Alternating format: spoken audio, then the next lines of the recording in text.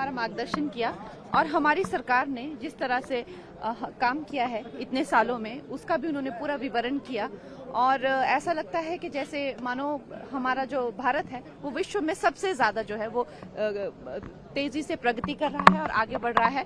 तो इस बात का जो है सबने प्रशंसा की। मुझे तो लगा आज विपक्ष ने भी इस बात को माना, क्योंकि ज्यादा हुड़दंग हल्ला वहां पे नहीं हुआ। उन्होंने इस बात को माना। संगोल जो है वो बड़ी ही भव्यता से जो है उस राष्ट्रपति जी के आगमन पे उसका जो है वो परचम लहराया। हमारी सनातनी, हमारी भारतीय संस्कृति का एक जो धरोहर है उसका सबने जो है वो सम्मान किया। ये ऐसी कोई बात नहीं है, ये हमारी भारतीयता का संगोल जो है वो भारतीय संस्कृति का प्रतीक है।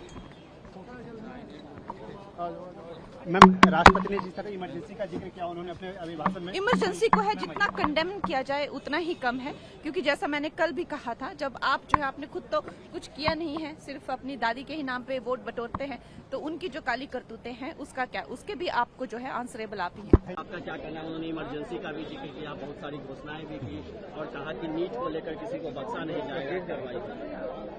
पहले तो ये है कि बीजेपी अभी भी ये समझ रही है कि वो 2019 के रिजल्ट में है। तो अभी उर्दू में कहते हैं कि अभी ख्वाब गफलत से बेदार नहीं हुए हैं।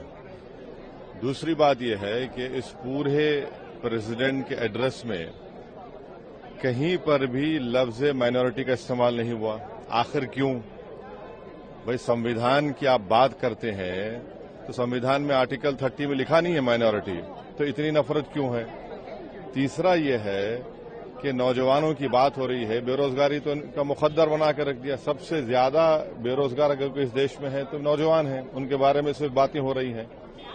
चौथी बात यह है कि फॉरेन पॉलिसी के ताल्लुक से कल एंथनी ब्लिंकन कह रहे हैं कि भारत में हेट स्पीचेस का इजाफा हुआ है, भारत में माइनॉरिटीज के जो रिलीजियस प्लेसेस है उनको डेमोलिश कर दिया जा रहा है। पांचवी बात यह है कि कोई देश को राह दिखाने के लिए कि सरकार क्या करने वाली है इकोनॉमी को रिवाइव करने के लिए, कुछ जिक्र नहीं है।